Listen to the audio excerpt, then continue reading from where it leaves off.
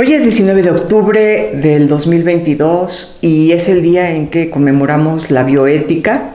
Paralelamente, en este año el Programa Universitario de Bioética cumple 10 años de existir y por esa razón quisimos hacer este conversatorio con ustedes. Yo soy Paulina Rivero Weber, soy directora del Programa Universitario de Bioética y soy profesora de la Facultad de Filosofía y Letras. El doctor Ángel Alonso, a quien seguramente conocen, es profesor titular del CCH Azcapotzalco y es secretario académico del Programa Universitario de Bioética. Y Carol Hernández, la doctora Carol Hernández, es investigadora aquí del Programa Universitario de Bioética. Y estamos para dialogar con ustedes. Bueno, pues creo que para comenzar vendría bien aclarar qué entendemos nosotros por bioética, porque aunque existen diferentes formas de entender la bioética, creo que solamente una es válida, que es la bioética laica. ¿Por qué? Porque es la en la que todos cabemos, en la que todos podemos dialogar, no importa si somos judíos, cristianos, musulmanes, budistas. El laicismo nos permite dejar aparte nuestras creencias religiosas y poder dialogar con base en lo que Heráclito decía que era común a todos, que es la capacidad de pensar, ¿no? Entonces, no sé cómo vean ustedes esto, compañeros. Desde mi perspectiva, la bioética es laica o no es bioética, ¿no? No todo el mundo piensa igual. ¿Cómo lo ven ustedes? Definitivamente, bueno, es importante aclarar que el laicismo no significa ateísmo. El laicismo significa pluralidad de ideas, y la bioética particularmente tiene esa característica, ser plural y avanzar, intentar siempre avanzar hacia consensos y hacia la construcción de una sociedad cada vez más democrática, y eso incluye incluir, escuchar y dar cabida a diferentes voces con diferentes ideas y avanzar lo más que se pueda hacia puntos intermedios donde coincidan las opiniones de muchos sectores de la sociedad. Ahorita estamos hablando de la sociedad mexicana, pero también esto incluye a la sociedad internacional en ciertos temas tan relevantes como la ética de la inteligencia artificial, el aborto, las decisiones al final de la vida, es decir, temas que son muy controversiales, pero que necesitan justamente la pluralidad de ideas y la necesidad de siempre pensar en la construcción de la democracia. Me encanta cómo esto que acabas de decir, me siento muy identificada, ¿no? Esta frase, laicismo es pluralidad. Porque sí, en efecto, la gente muchas veces ubica el laicismo como ateísmo. Y no, o sea, yo siempre cuando explico esto les digo, bueno, recuerden que antes de Juárez, antes de que fuéramos un estado laico, pues más bien no podías tener más que una religión. Y si tenías cualquier otra, podías acabar en la cárcel o incluso muerto. Entonces, creo que sintetizaste, Carol, muy bien. Laicismo es pluralidad. Ser laico es ser plural, ¿no? Aceptar a todas las personas de cualquier creencia, sabiendo que no vamos a introducir nuestras creencias en nuestros argumentos bioéticos, sino que vamos a dejar las creencias religiosas para nuestra vida personal, ¿no? Claro, y una de las cosas que es importante apuntar es que cuando hablamos de la bioética, hablamos de una disciplina, una multidisciplina, interdisciplina, transdisciplina, que también genera una pluralidad. Y a veces pareciera que los temas que se abordan en bioética están como en esta ciencia de fronteras, tocando temas morales, problemas que pueden ser de otra índole, y a veces se pueden confundir que cuando hablamos sobre los dilemas o problemas en torno al inicio, desarrollo, fin de la vida, y esta defensa de la vida por este bios y esta bioética, pues pudiera confundirse de que entonces estamos defendiendo la vida al estilo de un credo religioso. Y no, sino más bien es entender que la bioética es una ciencia de fronteras en la cual distintas disciplinas están dialogando sobre un mismo tema desde distintos enfoques, desde distintas perspectivas, pero respetando la pluralidad, respetando estos distintos enfoques, pero que tiene que ver en este caso con la comprensión sobre la existencia. Claro. No solamente en este caso de la vida humana, sino también de los otros seres con los que cohabitamos y coexistimos. Claro. Y la laicidad, entendida en estos términos de pluralidad, pues también abona al respeto de toda la vida. Claro, qué interesante que señales esto, Ángel, porque fíjate que precisamente en una clase que di la semana pasada, un estudiante muy amablemente, pero también de manera que me dejó un poco sorprendida. Me decía que era la primera clase, todavía no había fundamentos, fue un primer acercamiento, y me decía que él estaba muy sorprendido porque él había pensado que bioética tenía que ver con, digamos, pro vida, porque pro vida es estar a favor de la vida, y pues la bioética. Entonces, bueno, pro vida, ustedes lo saben, es una organización que no es laica, y en ese sentido, al no ser laica, pues no entra, digamos, con nuestra forma de hacer bioética, que es laica, que pretendemos que no solamente una religión se ocupe de dar respuestas, sino que la gente pueda ser respetada en todas sus creencias y poder dialogar, ¿no? Entonces, sí me parece que aquí hay una confusión en torno al concepto vida, ¿no? Porque pues si vamos en pro de la vida, pues tenemos que comenzar por definir qué es vida, y aquí sí me remito a Schweitzer. Somos vida que quiere crecer, rodeados de vida que quiere crecer, y a veces hay que elegir una vida sobre otra. Entonces, ¿qué vida elegimos? Bueno, pues en el caso del aborto, que es el tema fundamental de aquellas personas que están cercanas a las posiciones de provida, pues es gente que generalmente le preocupa la vida intrauterina, y una vez que es extrauterina, pues ya le deja de importar, ¿no? Ya no importa si estás mendigando en la calle, o si tienes frío, o si eres huérfano, o si padeces injusticias, ¿no? En tanto que la bioética, y aquí llego a algo más, en tanto que la bioética, desde mi perspectiva, forma sus opiniones con base en la ciencia. Entonces, ¿por qué eliges la vida de la madre y no la de una criatura intrauterina? Bueno, porque científicamente está demostrado hasta qué punto hay sintiencia, hasta qué punto hay sufrimiento fetal. Precisamente el aborto en México se permite antes de que comience la posibilidad siquiera de un sufrimiento fetal. En fin, la bioética da sus razones de manera argumentada con base en la ciencia y, por supuesto, en la filosofía y la valoración de la filosofía, ¿no? Entonces sí creo que es muy importante comenzar por compartir con nuestro auditorio que la forma en que en la Universidad Nacional Autónoma de México, en el Programa Universitario de Bioética, entendemos la bioética es desde la perspectiva laica.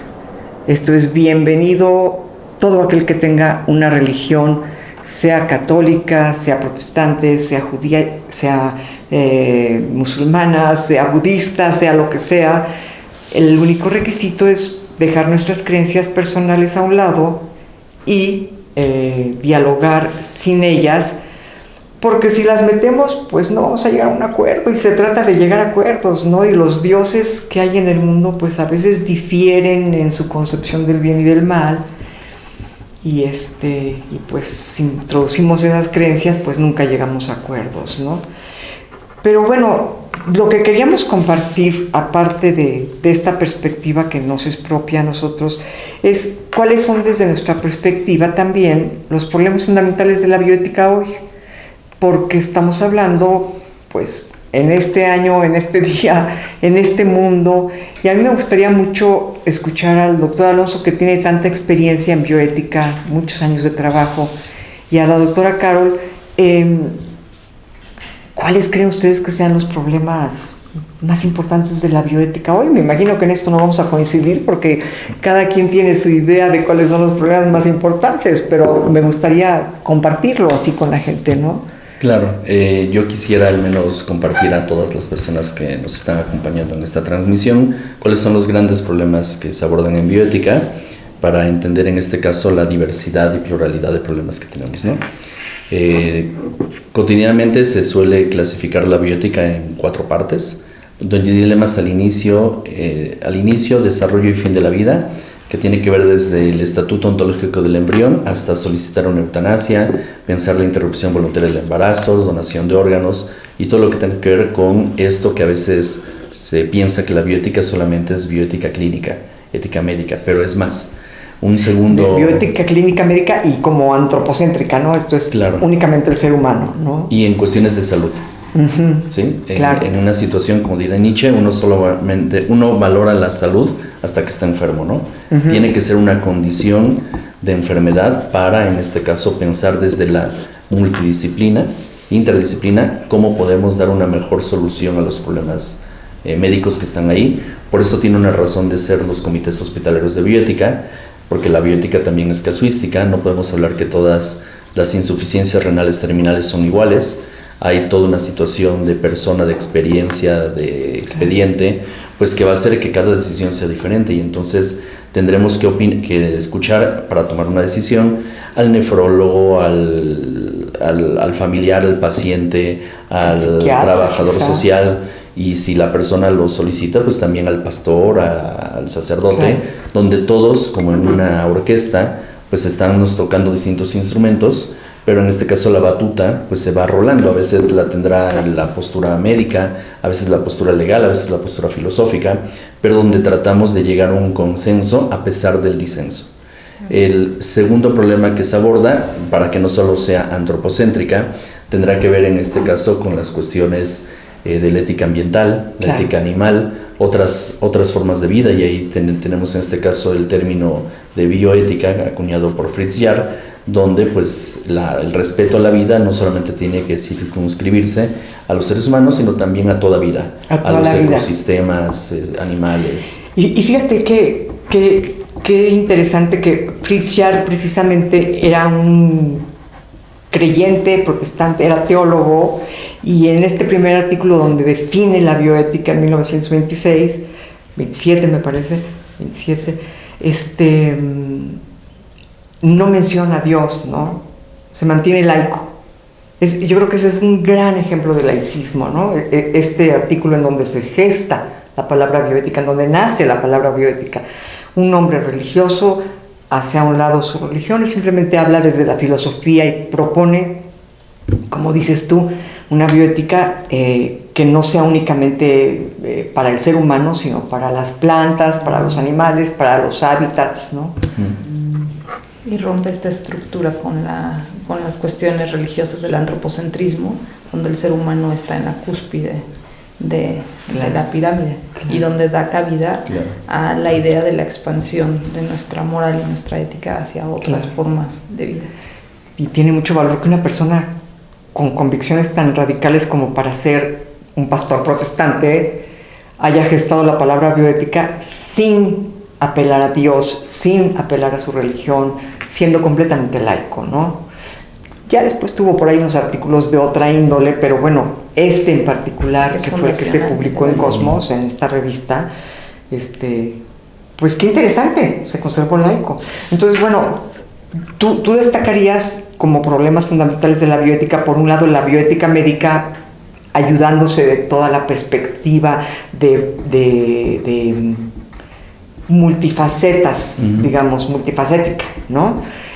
Por otro lado, la bioética que podríamos llamar ambiental, que incluye la zoética o la ética animal, que incluye todo lo que tiene que ver con medio ambiente. Claro, ¿no? Un tercer nivel, por así decirlo, tiene que ver con los límites del uso de la ciencia y la tecnología. ¿Los límites? Límites del uso de la ciencia y la tecnología, la tecnociencia.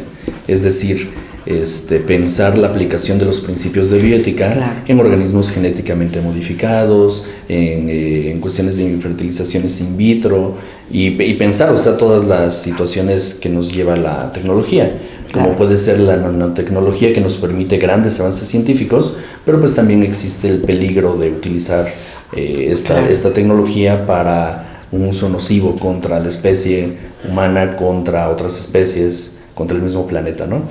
Y un cuarto rubro que se habla en bioética es el de bioética social, porque a veces pensamos que la bioética solamente son los principios de Childress y Beauchamp, los principios de Hans Jonas, y que todo tiene que ver con la vulnerabilidad y dignidad. Y entonces la pregunta que uno se podría hacer es, bueno, ¿y por qué solamente en situaciones de enfermedad? ¿Qué hacemos con los migrantes? ¿Qué hacemos con las personas privadas de libertad? Con personas en situación de calle, que sigue siendo una ética antropocéntrica. Pero estamos viendo en este caso esta aplicación de todos estos principios y todo esto que ha avanzado la bioética con los sectores más marginados, más olvidados, con estos sectores que han sido invisibilizados y que han sido silenciados por otra situación. Claro. En estos 4 niveles podemos ubicar todos los grandes problemas de la bioética, que como se darán cuenta, pues todas las disciplinas tienen algo que aportar, tienen algo que decir, y se enriquece mucho la postura de la bioética, porque entonces escuchamos lo que dice el tanatólogo, lo que dice el religioso, lo que dice el abogado, lo que dice el filósofo, lo que dice el trabajador social, sobre un problema en específico, para tener más argumentos para poder decidir a favor o en contra.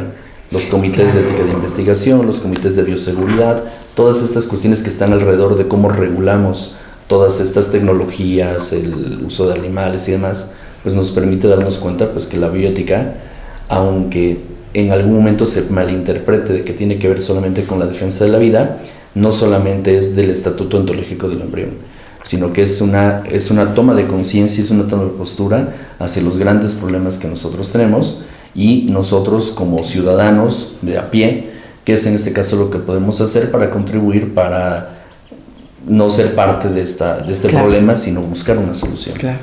Sí, y es bien importante que lo veas así, porque finalmente preocuparte por el ambiente, por los animales, por el mundo en general, no quiere decir que te desocupes del ser humano. Muchas veces cuando defendemos posturas en pro de los animales se nos reclama, bueno, ¿y el ser humano por qué no lo defiendes? Bueno, el ser humano también es, perdón, pero no es más que un poco de darwinismo. Es un animal racional, que es un animal que ha evolucionado hacia la razón, y preocuparnos por el medio ambiente y los animales de ninguna manera quiere decir que no nos preocupemos por el ser humano y por todos estos problemas de corte social que tú destacas y que son tan importantes. Ahora, me gustaría retomar un poco esto que mencionabas respecto a la tecnología y a la tecnociencia, porque hasta donde tengo entendido, Carol, tus preocupaciones serían un poco... Yo te ubico, tú me corregirás ahora, yo te ubico en estos dos últimos rangos que mencionaba Ángel, ¿no? Tus preocupaciones son de índole social, pero también tienen que ver con la tecnociencia. ¿Por qué no nos platicas un poco lo que tú haces como investigadora aquí en el PUB? Y con el medio ambiente. Yo como que he trabajado en dos áreas que parecieran un poco distintas. Por un lado es esto de las semillas, de los recursos fitogenéticos, de los recursos genéticos y de el crecimiento que ha habido sobre los derechos de propiedad intelectual sobre estos recursos genéticos, que es una forma de aproximación hacia lo que es la vida, ¿no? O sea, por ejemplo, tú tendrías que ver con cuestiones como Monsanto, por ejemplo. Sí, por supuesto. Con la patente de semillas. Sí, y de la gran disputa histórica que ha habido entre lo que constituye un bien común de la humanidad y lo que constituye una mercancía, puede ser mercantilizado y puede además ser protegido por derechos de propiedad intelectual, que es la gran disputa entre las semillas, aunque poca gente se detiene a pensar que las semillas son un recurso tan importante como el petróleo o como cualquier otro mineral. O más, ¿no? Sí, o mucho más. O más. Ahora sabemos que es un recurso donde hay una gran disputa de poder, donde tenemos a 4 corporaciones controlando más del 60% del mercado mundial de las semillas, más los agroquímicos, y que eso constituye un poder que no tiene precedente histórico. 4 corporaciones internacionales controlando más del 60% del mercado mundial de semillas. 60%. Sí, y eso no tiene un precedente histórico, es la primera vez que pasa en la historia de la humanidad. Y eso obviamente significa un control sobre nuestros sistemas alimentarios y nuestros sistemas agroalimentarios. Y un peligro brutal, porque aún si tú eres un campesino que no compra semillas, si el gen de la semilla del de junto que sí compra se pasa a ti, te pueden demandar porque tienes este tipo de semillas sin haberlas comprado. O sea, cuestiones completamente injustas y absurdas, ¿no? Por supuesto, más todas las consecuencias que ha tenido la agricultura para el medio ambiente. También poca gente sabe que la agricultura constituye o aporta una tercera parte de los gases de efecto invernadero al medio ambiente. Entonces, todo lo que comemos, lo que producimos para comer, tiene un impacto absolutamente directo en el medio ambiente. Entonces, estas cosas que pueden parecer cotidianas como nuestra comida, como las semillas, etcétera, resulta que tienen detrás toda una lucha de poder y también todo un impacto ecológico del cual se sabe poco. Entonces, este es un buen ejemplo de cómo tenemos modelos como que pueden estar basados en esta idea de la tecnociencia, donde estamos impulsando la agricultura industrial, por ejemplo con la Revolución Verde, y las consecuencias ecológicas y de concentración de poder, de capital, vienen a aparecer décadas después. Y esa es una buena lección, ¿no? De modelos que a veces no pensamos sobre las consecuencias. Y con la crisis climática yo creo que esa posibilidad ya no la tenemos, ¿no? Ya se acabó el momento donde podemos lanzar un proyecto de industrialización y no pensar en las consecuencias ambientales de largo plazo, ¿no? Ya estamos en un momento de urgencia donde tenemos que cambiar nuestra perspectiva de ser. Y aquí me gustaría retomar algo que hablaban del antropocentrismo, porque Alejandro Herrera, trayendo el tema de la bioética en México, siempre ha hablado de la bioética ambiental como una apuesta por erradicar el antropocentrismo moral. Y es interesante su distinción, porque él distingue entre el antropocentrismo moral y el antropocentrismo ontológico, etc. Entonces, este enfoque en el antropocentrismo moral y de borrar esa separación que hemos creado ficticia con el medio ambiente, porque ahora la crisis climática nos demuestra que nuestra forma de pensar ha sido incorrecta y nuestra forma de desarrollar la tecnología, la ciencia, también ha tenido muchos errores catastróficos para el medio ambiente y para nosotros, el medio ambiente. Sí, esto que dices es bien importante, ¿no? Que Alejandro Herrera, bueno, seguramente quien esté interesado en la bioética lo ubica perfectamente, porque, digamos, pues fue la primera persona en México en traer estos problemas al ámbito universitario, y lo hizo con bastante incomprensión de toda la comunidad, porque siempre sucede así cuando se hace algo nuevo, ¿no? Siempre sucede así. Yo me acuerdo que en su cubículo hubo una etapa en que decía ética animal, y la gente decía, ¿qué onda con este cuate? ¿Qué es eso? ¿No? Y bueno, ahora sabemos qué es, le podemos llamar ética animal, zoética. Finalmente, ahora sabemos que es extender el círculo de preocupaciones humanas hacia los animales, y para poder posteriormente extenderlo hacia sus hábitats, ¿no? Y con eso a todo el planeta, y con eso extender el respeto y el cuidado al planeta. Pero yo te iba a preguntar, Carol, tú hablas pues de, como lo hace el mismo Ale, de bioética ambiental, pero me parece que a partir de esto que citas de Alejandro Herrera, podríamos decir que nuestra perspectiva, de alguna manera es lo que nos estaría diciendo, creo yo, Alejandro Herrera, nuestra perspectiva siempre va a ser humana, pero el objeto al cual se dirige, digamos, puede dejar de ser únicamente el ser humano y puede comenzar a ser el ecosistema, el agua, el aire, la planta, los animales, ¿no? O el conjunto del mundo, ¿no? Entonces, por más antropocéntrica que sea nuestra perspectiva, esto es inevitable, somos seres humanos, siempre vamos a ver el mundo a través de nuestros ojos que son humanos, de nuestra mente que es humana, pero el centro de nuestras preocupaciones puede dejar de ser el ser humano, ¿no? Y yo creo que eso es una de las esencias de la bioética, ¿no? Y en ese sentido, si habíamos dicho que la bioética tiene que ser laica, pues también tendríamos que decir que la bioética tiene que ser, ya lo dijo Ángel, multidisciplinaria, y tiene que ser también entonces multifacética, o cómo decirlo, no antropocéntrica, sino tiene que tener en cuenta, aun cuando estamos resolviendo un problema humano como podría ser un problema médico concreto, pues tenemos que tener en cuenta como la mirada global del mundo en el que nos encontramos. ¿Y en qué mundo nos encontramos? Nos encontramos en un mundo muy devastado. ¿Ustedes le ven alguna salida? Claro, todos los que estamos cerca de la bioética, pues tratamos de hacer cosas, ¿no? De hacer, pues, que si un programa, que si un diálogo, no consumir algunas sustancias, por ejemplo, que traigan el aceite de palma, que ya sabemos que está devastando el planeta. Toda la gente creo que debería interesarse un poco en saber qué usar y qué no usar, en leer las etiquetas y ver lo que están comprando, que puede ser malo no solo para el ambiente, sino para su salud. Pero ustedes, ¿cómo ven la situación? ¿Tiene una salida? ¿No tiene una salida? Yo, desde lo personal, yo pienso que tenemos que decir que tiene salida, porque si no,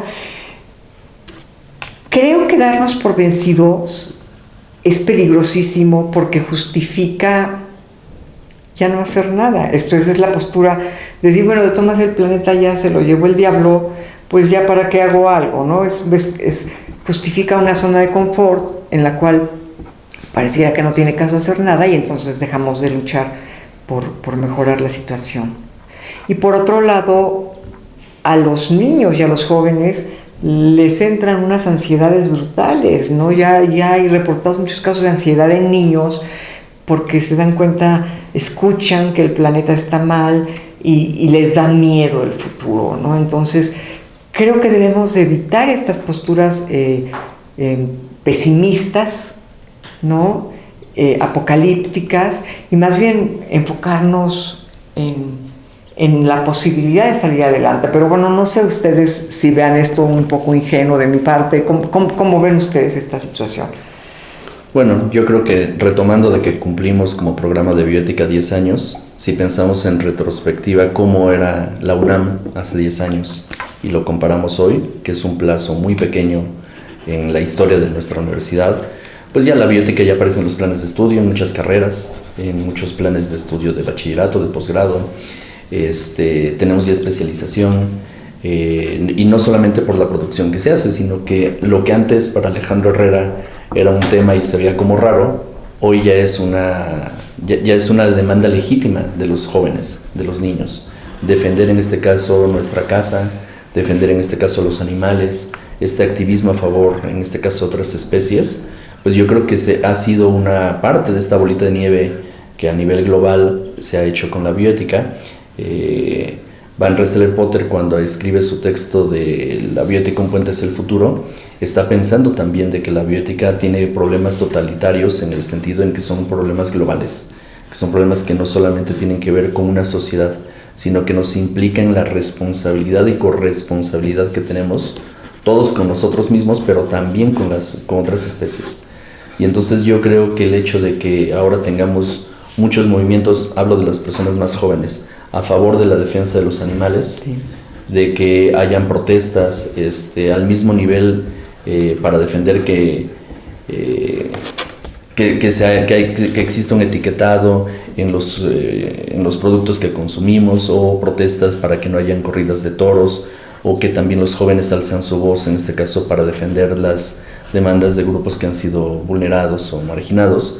Pues yo creo que nos da la esperanza de que, si bien a lo mejor queremos un cambio inmediato, si somos parte de estos cimientos, somos como todos nosotros, ustedes también que nos están escuchando, como esta generación bisagra, que estamos entre lo que no había y lo que viene. Sí, entonces estamos como en esta parte, este punto de inflexión a lo mejor, en el cual ya empezamos a exigir, ya empezamos a ver que ya hay tratados, ya hay acuerdos. Hace 10 años, pues lo único que escuchábamos eran el protocolo de Kioto, nada más. Hoy tenemos la Agenda 2030, donde hay puntos sobre la sustentabilidad, ya tenemos declaraciones a favor del genoma humano, ya tenemos en este caso leyes a favor, en este caso de la interrupción voluntaria del embarazo, teniendo un aborto libre, seguro, gratuito, donde se protege en este caso el derecho de las mujeres y la decisión de las mujeres. Ya hablamos de los derechos medioambientales, ya está hasta una cuestión de que si son éticamente sustentables o ecológicamente responsables, en este caso empresas, ¿no? Entonces creo que de alguna forma, si bien a lo mejor es lento y es desesperante, porque estos 5 minutos que tenemos, como dicen los documentales, para que el clima en este caso no caiga en un modo catastrófico, pues si lo comparamos con estos 10 años no hemos hecho nada, a lo mejor, pero se han sentado las bases. Sí, claro. O sea, con no se ha hecho nada no quiero decir que sea catastrófico, sino que las bases son tan profundas que tiene que ver con la toma de conciencia de las nuevas generaciones, que ya se está impactando, ya hay programas, ya hay series, ya hay documentales donde se hace esta conciencia de la bioética sin que se mencione bioética, pero también en este caso las generaciones más adultas también ya están revirtiendo este chip. Antes a lo mejor en nuestras clases era bien difícil escuchar temas de ecología, salvo que fuera la materia de ecología o de ciencias de la salud.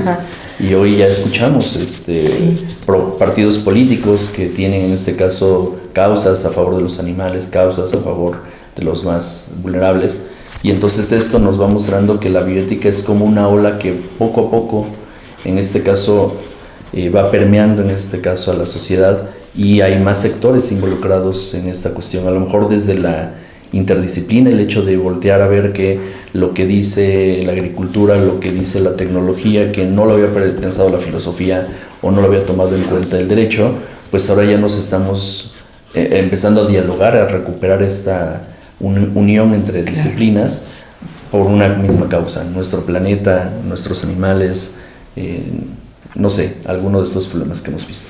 Claro. Yo quisiera rescatar un par de ideas que has dicho que me parecen muy importantes. Bueno, como tanto Fritz Yark, el primero a hablar de bioética, como Potter, que ahora tú lo mencionas, que vuelve a mencionar la palabra, incluso creyendo que es nueva, que la está creando en 1960, cómo ambos insisten en esta idea de que se trata de la vida en el planeta, no de la vida humana, de salvar la existencia del planeta, no nada más del ser humano, ¿no? Me parece una coincidencia que hay que tomar muy en cuenta. Me encanta tu expresión de la generación bisagra, porque pues sí, yo creo que son los jóvenes los que hoy son niños, los que van a dar esa apertura, y quiero pensarlo así, ¿no? Ahora, sí, escuchándote, Ángel, me parece que tú hablas de dos posibilidades de acción. Por un lado, el individuo, ¿no? El individuo que puede hacer cosas. No sé, hoy sabemos que la industria cárnica, por ejemplo, es responsable de, por lo menos, a mí esto me lo dijo el mismo Mario Molina en una de las entrevistas que le hicimos precisamente aquí en el PUC para radio, por lo menos el 30% de la contaminación, si no es que más. ¿Por qué? Bueno, pues porque toda la comida, como decía Carol, que se siembra para alimentar este ganado, pues se lleva una cantidad brutal de agua. Es mucha más agua de toda la industria y todos los seres humanos consumimos, ¿no? Es muchísima agua del agua que podríamos usar. Y ya que está lista esa comida, después de toda el agua que se llevó, pues hay que llevarla a estos lugares en donde está el ganado, y el ganado, al consumir esta comida, pues las heces, las orinas y sobre todo los gases, el gas metano y algún otro gas por ahí que compone la digestión de estos animales, contaminan terriblemente. Entonces, bueno, a nivel individual, por ejemplo, podemos tomar la opción de decir, no voy a consumir carne roja, ¿no? A nivel individual habrá gente que diga, yo tampoco quiero consumir carne blanca, yo no quiero consumir lácteos porque produce dolor al animal que es separado de su cría, que por cierto es increíblemente impresionante cómo las vacas lloran cuando les quitan a las crías. Es una madre, así como hay animales que se desapegan de sus crías, como las arañitas, las tienen y no vuelven a saber de ellas, ¿no? La vaca es muy apegada a su cría, ¿no? Y te rompe el alma cuando ves que le están quitando el bebé, pues para poderle sacar la leche a la vaca, ¿no? Entonces hay quien dice, yo no tomo esto, o yo disminuyo mi ingesta de esto, lo que sea, ¿no? Pero habría entonces decisiones individuales que se pueden hacer. No sé, yo no compro jabones que tengan aceite de palma, yo no consumo carne roja, yo no hago lo que ustedes quieran ponerle ahí, ¿no? Pero también tú señalarías las cuestiones sociales. Y en ese sentido, no sé, ¿no creen ustedes que al momento de votar deberíamos de fijarnos un poco más en las propuestas ecológicas de nuestros candidatos, ¿no? Porque finalmente pues ellos tienen un gran poder, ¿no? Los que van a tener el poder ejecutivo, pues son los que van a poder ejecutar normas en favor de los animales o en contra, en favor de la vida silvestre o en contra, en favor de los ecosistemas o en contra, o qué otro tipo de cuestiones sociales podríamos encontrar. ¿Cómo ves tú, Carol, este problema? Que en pocas palabras sería, ¿hay una salida o no hay, no? Sí, a mí me gustaría rescatar lo que dijo Ángel, que es esto de dónde vienen las ideas que nos alimentan actualmente. Y muchas ideas sí vienen de la filosofía, pero muchas otras vienen también de los movimientos sociales. Hoy es innegable que el impacto de los movimientos sociales ha cambiado drásticamente nuestra forma de ser. Peter Singer es filósofo, pero también ha sido un animal activista, ¿no? Entonces esta combinación entre la academia y el activismo creo que es súper importante, y el reconocimiento del papel de los movimientos sociales. Ahora los movimientos climáticos hablan de que tenemos que empezar a pensar en las siguientes 7 generaciones. Ya no estamos hablando de mis hijos o de mi bebé, ni siquiera de mis nietos, estamos hablando de las siguientes 7 generaciones, y lo están diciendo gente joven que todavía no tiene hijos. Entonces ese cambio de conciencia es súper importante. El trato a los animales es otro de los grandes cambios. El propio Peter Singer dice, los 3 problemas principales de la ética contemporánea es pobreza, cambio climático y nuestra forma en la que tratamos a los animales.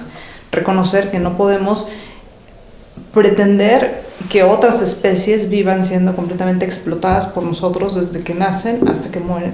Y también todo esto lleva a la idea de que se necesita un activismo político colectivo, pero esta idea que las feministas rescataron muy bien en los años 60 de que lo individual es político, ¿no? Todas las acciones que llevas a cabo en tu vida día a día tienen un impacto político, aunque tú no lo quieras reconocer. Y a mí sí me parece muy importante que se tiene que pensar en todos los niveles, aparte que a mí me lo preguntan mucho. ¿Es papel de los gobiernos o es papel de los ciudadanos? Y si un individuo ahorra agua, ¿eso qué cambia? Todo lo cambia todo, tenemos que pensar en todos los niveles.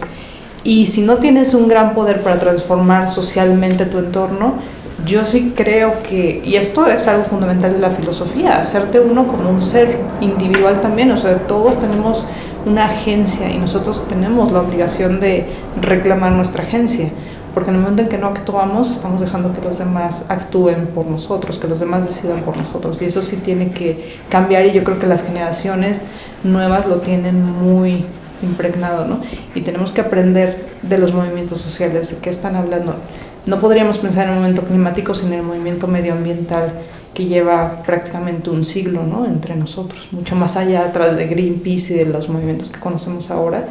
Entonces rescatar estas ideas y sobre todo pensar en lo que es el bien común. Yo creo que eso falta mucho en la sociedad actualmente, y que también muchos movimientos sociales lo han rescatado, esta disputa entre lo que es un bien común universal y lo que puede ser metido al mercado, dominado por los valores del mercado. Y yo creo que los jóvenes tienen que empezar a pensar en esos términos, ¿no? De separación un poco del mercado, de separación de estas imposiciones ideológicas y de transformar sus vidas individuales, pero también de sus colectividades. Y respecto a lo de las votaciones, sí tiene que haber movilizaciones sociales. Toda esta diplomacia climática que existe no hubiera sido posible sin toda la movilización social que lleva décadas. Llevamos décadas pensando en cambio climático, décadas donde ya existe el IPCC con sus informes, etcétera, y sí necesitamos ponerle velocidad al cambio porque el planeta ya no puede más. Se necesita más velocidad. Y respecto a esto que mencionaba sobre la crisis nerviosa en la que están los más chicos, lo vemos con nuestros propios hijos, y yo creo que necesitan apoyo también de nosotros, porque los adultos tenemos recursos, bueno, ya fuimos formados en la universidad, tenemos recursos económicos y tenemos que apoyarlos, ¿no? Claro. Nosotros muchas veces los ponemos entre la espada y la pared. Ellos aprenden cosas ecológicas en la escuela y vivimos vidas cero ecológicas en nuestras casas, y eso les genera muchísimo estrés. Mucha ansiedad. Entonces necesitamos apoyarlos completamente y brindar nuestros recursos que tenemos intelectuales y económicos a sus causas y a lo que a ellos les preocupa y lo que piensan. Claro. Y una forma muy sencilla de hacerlo me parece que es alguien dijo por ahí que algún día sembrar va a ser un acto de rebeldía y de un acto revolucionario, ¿no? El solo hecho de sembrar. Porque claro, pues con estas corporaciones tratando de agenciarse la patente de las semillas del planeta, algo que nunca hubiéramos pensado hace 50 años, es algo tan absurdo.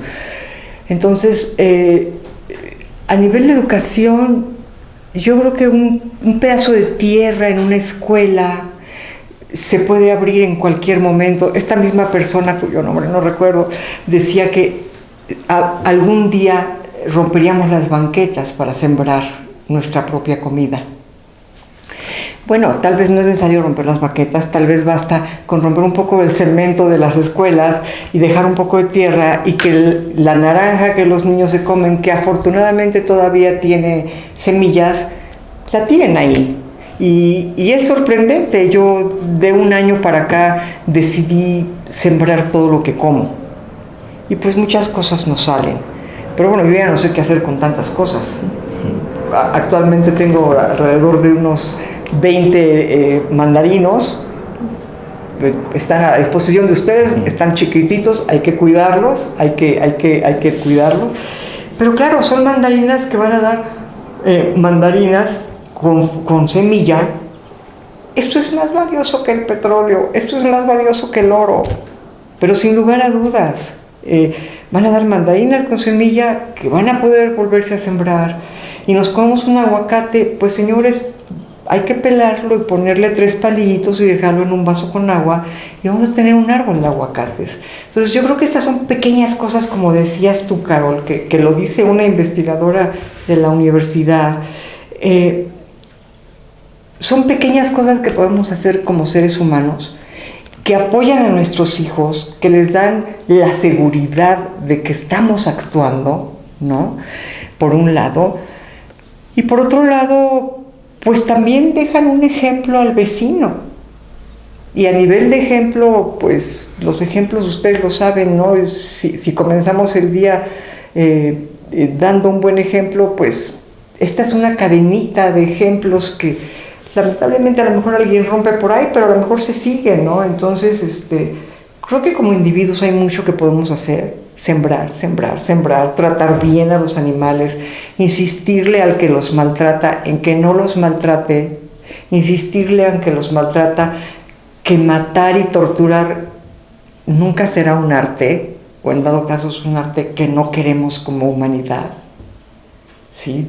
También ha habido psicópatas que creen que matar seres humanos es artístico, pero pues caray, es una psicopatía. Y esta psicopatía colectiva que es la tauromaquia, pues por más música que pongan a todo volumen para que no se escuche el llanto del toro, la realidad es que es un animal torturado y es un animal que está sufriendo y que al final mata. Lo mismo cuenta para todo lo demás. Tirar los huesos de algo que podríamos tirar en la tierra, ya no digo sembrar, tirar en la tierra y cuidar las plantas que nacen. Entonces son todas estas acciones individuales que podemos tomar, y a nivel social pues yo sí insistiría en que nos fijemos mucho en la conciencia ecológica de nuestros gobernantes, ¿no? Y sobre todo cuando vamos a votar, ¿no?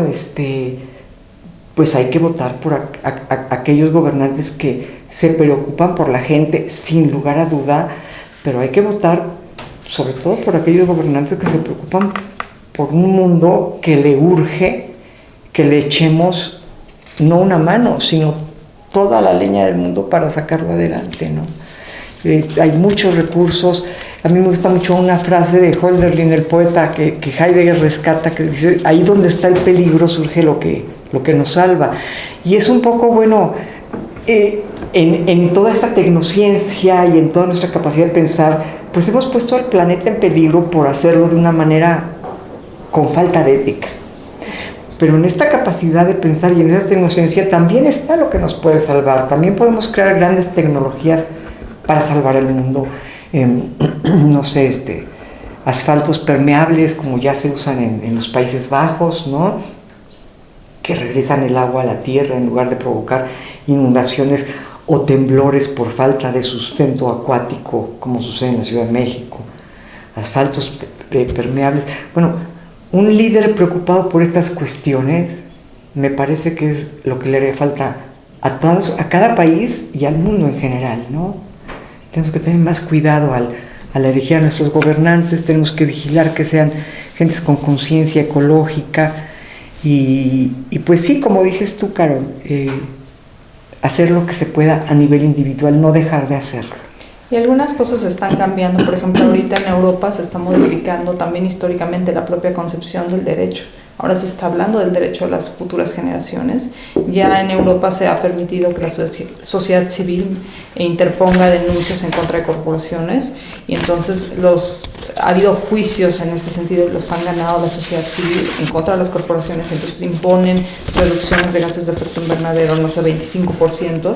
Y entonces están empezando a hablar de que el derecho tiene que proteger el derecho de personas que todavía no nacen. Y esa es una transformación, sobre todo para el derecho, sin precedentes. Y son cosas que van a cambiar la forma de pensar y que van a cambiar también la forma de elegir a los gobernantes. Claro. Y la otra cosa es que las acciones individuales definitivamente cambian las cosas. Ahora hay muchos estudios científicos completamente del ámbito de las ciencias de que nuestros cambios en las dietas van a traer cambios también en la forma en la que impactamos el medio ambiente. Se habla de la dieta vegana como la dieta climática, y si no tenemos la capacidad de ser veganos, cualquier reducción en el consumo de productos de origen animal tiene cambios sustanciales en la emisión de gases de efecto invernadero, y diferentes dietas tienen diferentes impactos ambientales, y entonces ahora una dieta con poco consumo de productos de origen animal se reduce muchísimo el impacto ambiental, y eso no requiere que se sea vegano. Claro. Entonces sí se tienen que hacer cambios en todos los ámbitos, y se tiene que tener una visión, ¿no? Una visión a futuro.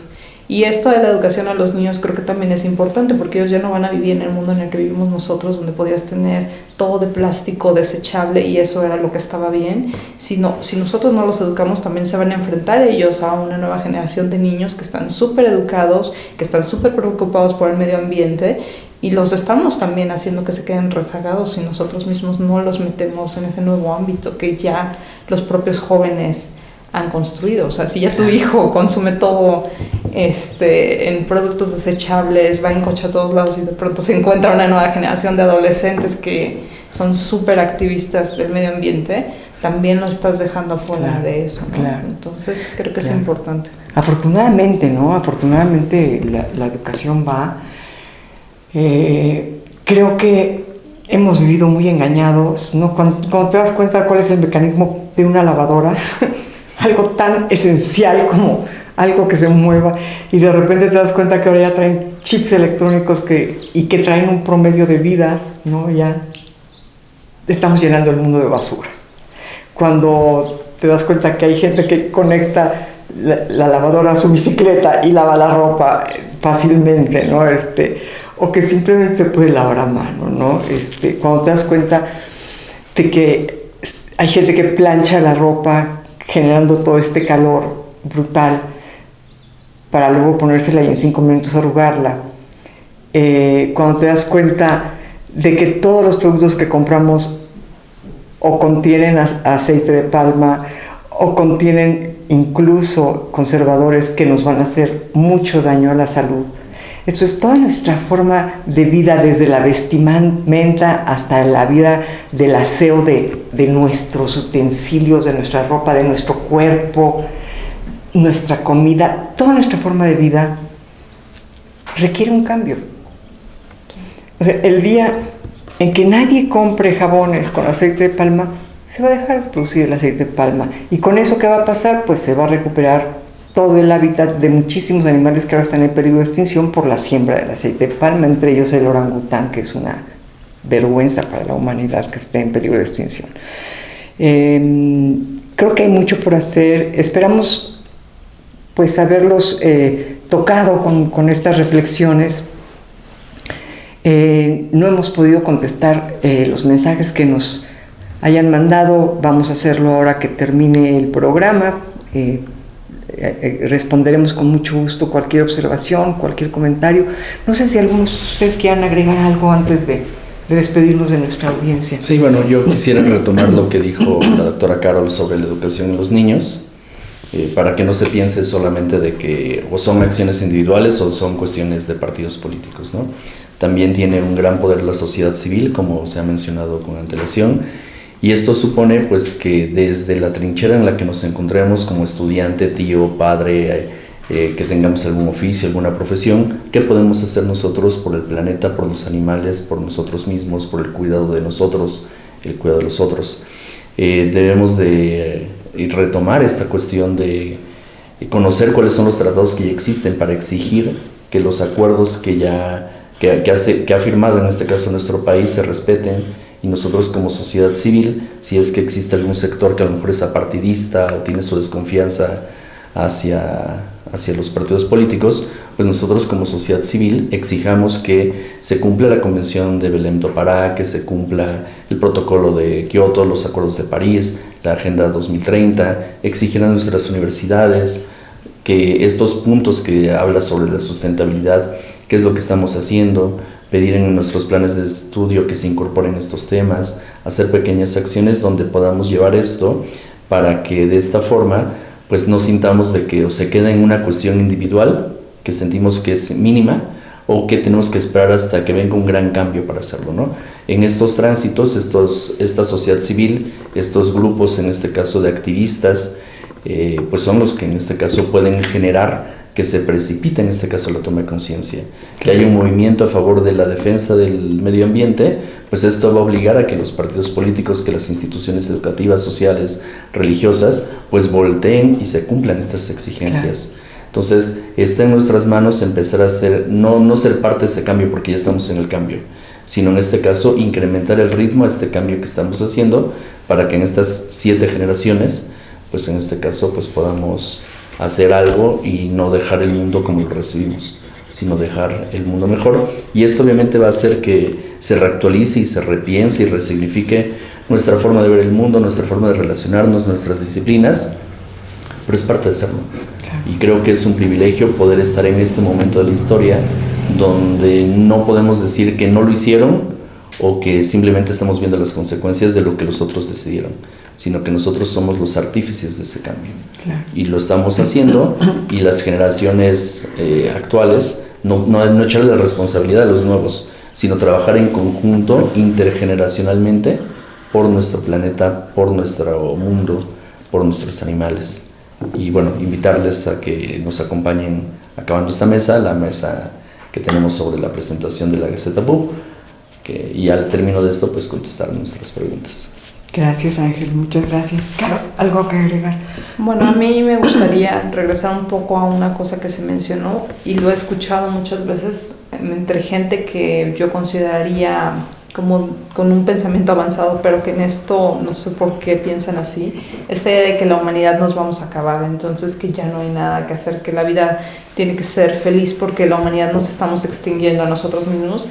Y yo creo que ese pensamiento es sumamente simplista por varias razones. Número 1, no sabemos cuándo eso va a suceder, y número 2, no va a suceder de igual manera para todos.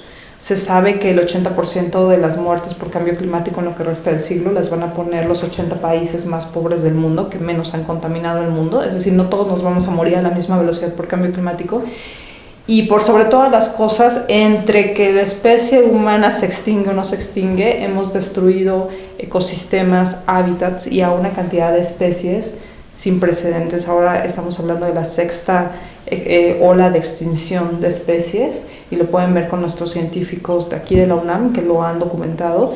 Entonces, en el proceso en el que la especie humana se extingue o no se extingue y a qué velocidad nos extinguimos, estamos realmente destruyendo el planeta y tenemos una deuda moral muy costosa. Entonces no podemos ser simplistas en ese sentido, y las decisiones que no tomemos nosotros las va a tomar alguien por nosotros. Aquí no hay espacio para ser observadores pasivos. Nuestra pasividad o nuestra no pasividad tiene un costo político, tiene un costo moral y tiene un costo ecológico, y tenemos que asumir las responsabilidades de la decisión que tomemos. Completamente de acuerdo.